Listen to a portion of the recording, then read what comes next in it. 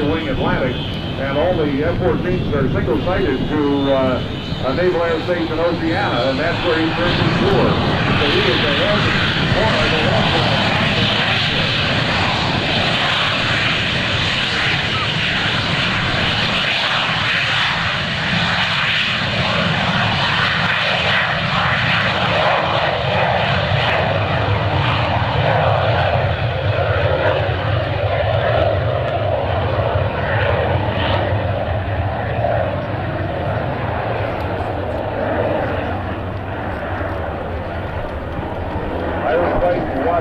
That puppy in the air. And on no transition where he gets the gear sucked up and he gets into high-speed flight as quick as he can.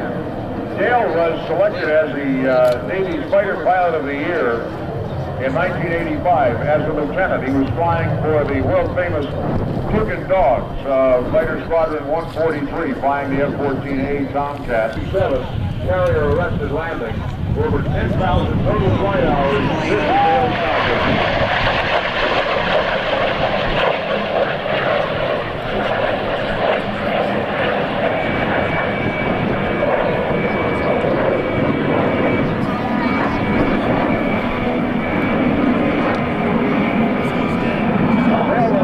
Missions in Desert Storm as the overall strike force fighter lead, and has many decorations for airmanship and valor.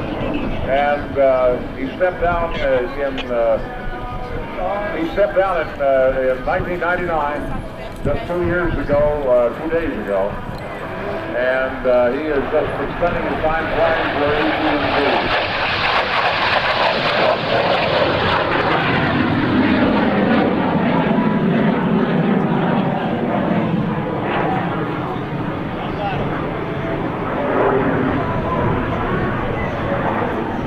Something of which you may not be aware is that, if you haven't thought about it, Dale flew the legacy flights for the United States Navy even before they were called that, where they joined historic Navy warbirds with the Tomcat. The F-4F Wildcat, the F-6F Hellcat, the F-7F Tiger Cat, the F-8F Bearcat, the F-9F Cougar. We put there the Panther. We put all these airplanes into one formation with the Tomcat, and Dale flew more of those legacy flights than anyone else in history.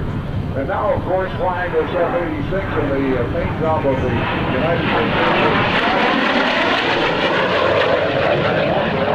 He is one of 13 people in the entire country who is permitted to fly the heritage flights for the United States Air Force. Something the Air Force has been doing since 1997. So Dale truly has seen life from both sides. The paint job on this airplane is the Air Force Sky Blazers. The Sky Blazers was a team created to fly in Europe, flying the F-86.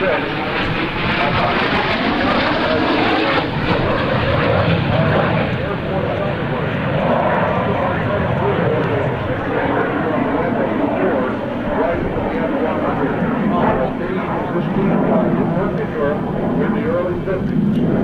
And this was, of course, the F-86, the airplane that flew into fame in Big Alley in Korea, fighting the MiG-15. This was the Air Force's first successful swept-wing fighter.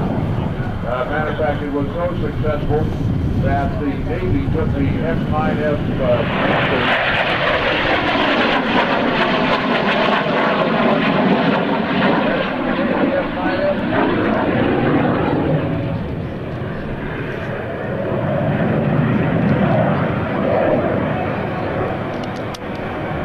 The maneuvers that Dale flies are really basic military-style aerobatic maneuvers.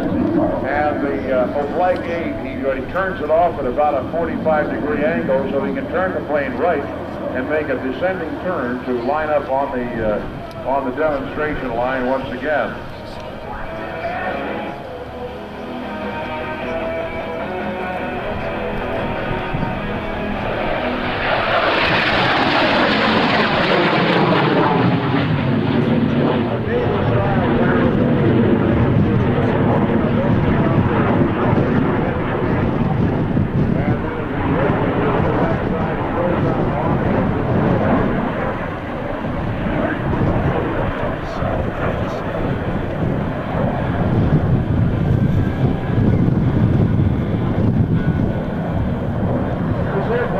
has leading edge slats on the wings, so the pilot has nothing to do with them.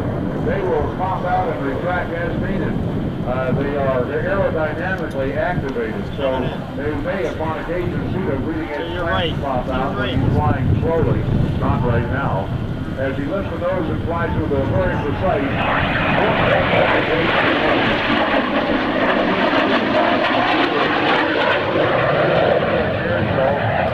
like everyone to stop by the AT&T booth. We're going to win the grandstand passes for the Pocono 500 coming up in just a couple weeks. And check out Mac Kenseth, number 17 race car. Winners will be announced at 2 o'clock. Time now is 12:36. So you got about an hour and 14 minutes to, or an hour and 16 minutes, 17 minutes to go out and do this. But do it now, because you can win tickets to grandstand passes at the Pocono 500. About 45 minutes after the act is complete,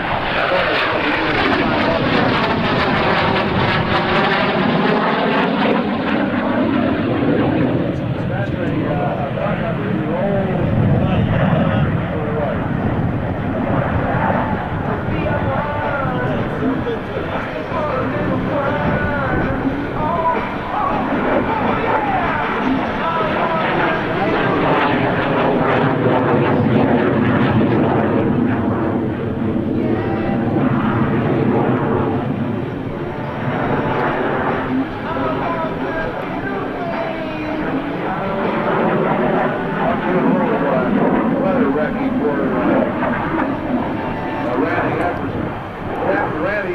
Flying the F-16, and he's going to be flying here in a while today.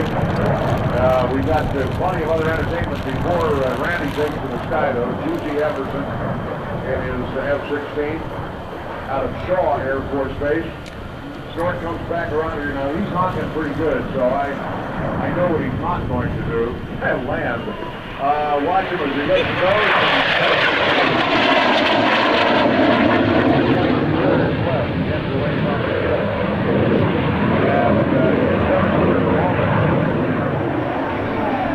Snort will lower the landing gear on this airplane and show you something that is, I would consider it to be so amazing.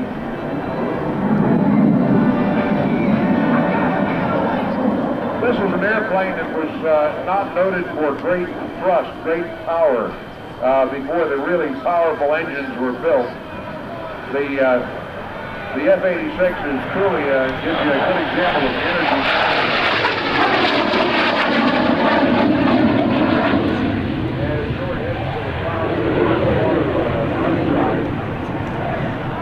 He is eventually going to slow the airplane down and come in and show you how maneuverable this airplane and safe the airplane can be at slow speed.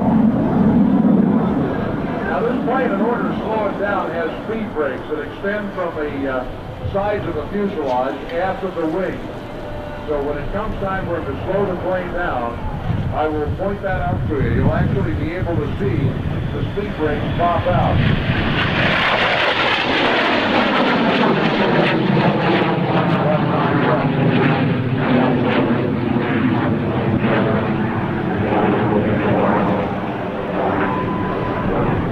Going up to see what kind of cloud base he has up there as he flies this big, beautiful roof. And as he heads back for the he's got a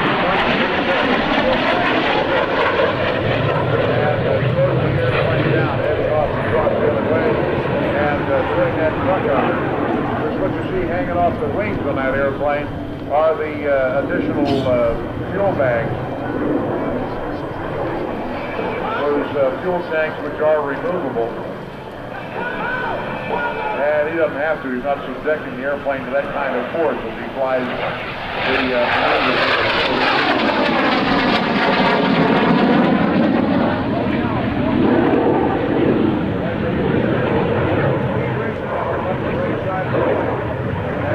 slows the plane down.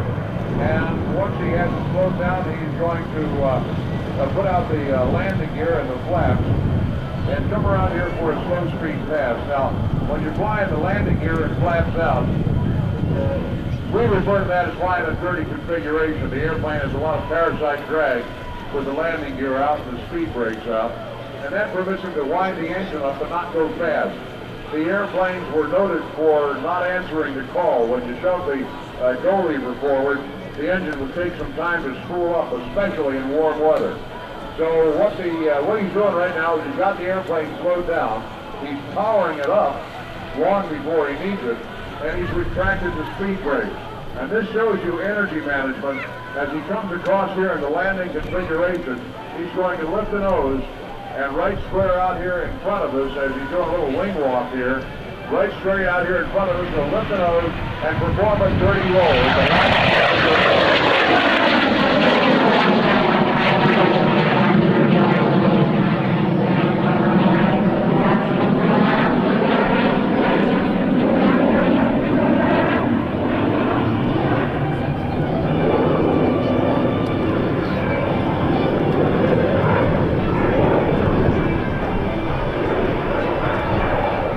Snort's gonna, you see the speed brakes out again. You probably noticed that. I want to see if he retracts the rollers or if he's about to call this off. Dale Snodgrass flying under the auspices of AT&T, sponsored by AT&T for the past years, and we're invited to stop by the AT&T crew to win grandstand passes to the Pocono 500 and see Mac Kenseth's number 17 race car. We're going to announce those winners at 2 o'clock this afternoon, thereabouts. 2 o'clock this afternoon for winners of the AT&T tickets, grandstand passes to the Pocono 500. Snort has the plane slowed down. If you look over here on the left side as he is assessing his landing right now and putting that runway. Now yesterday, you know, Air Force guys generally like to plant it a little distance down the runway. We have under 5,000 feet out here in front of us. And I want you to watch, now, I always like to, especially in an Air Force base, rub this in. I want you to watch the way a Navy pilot lands the airplane. Navy pilots have 4 wires they got to catch, so they got to put it in a very specific place. Right there is the very beginning of the runway, and that's where Snort puts it down. So let's hear it for naval aviators.